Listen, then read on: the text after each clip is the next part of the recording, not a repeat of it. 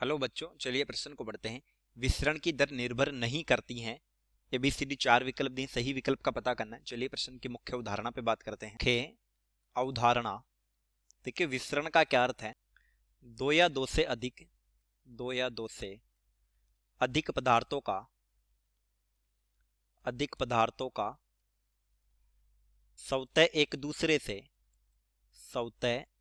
दूसरे से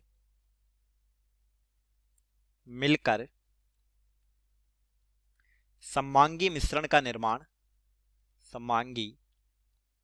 विसरण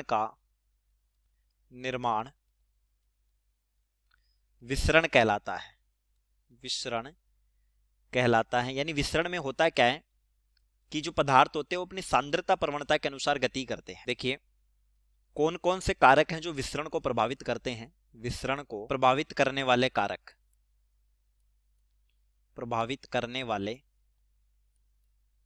कारक, तो मान लीजिए ये कोई पात्र है और इस तरफ से N2 गैस मिश्रित होती है और इस तरफ से H2 गैस। तो N2 और H2 के जो मॉलिक्यूल है वो यहां पर एक दूसरे में मिश्रित हो जाते हैं, एक मिश्रण बना लेते हैं।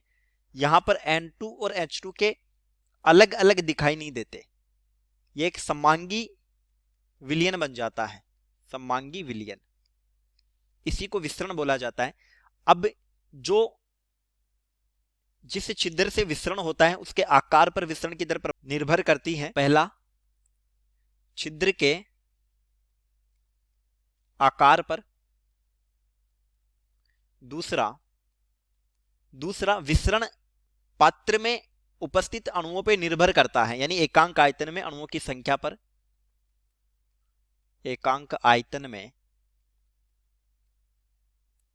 अणुओं की संख्या पे निर्भर करता है, अणुओं के आकार पर नहीं, अणुओं की संख्या पर। तीसरा, सांद्रता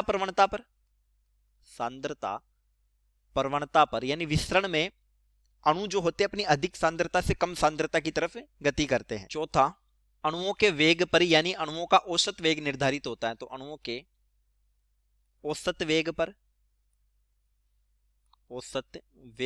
इस पर विसरण की दर निर्भर नहीं करती। तो देखिए, छिद्र के अनुप्रस्थ काट के क्षेत्रफल पे करती है, प्रति इकाई आयतन में अणुओं की संख्या पे भी करती है, औसत आणविक वेग पर भी करती है, अणु के आकार पे निर्भर नहीं करती। तो उत्तर हो गया विकल्प डी। चलिए, उम्मीद करता हूं प्रश्न समझ आया होगा। धन्यवाद।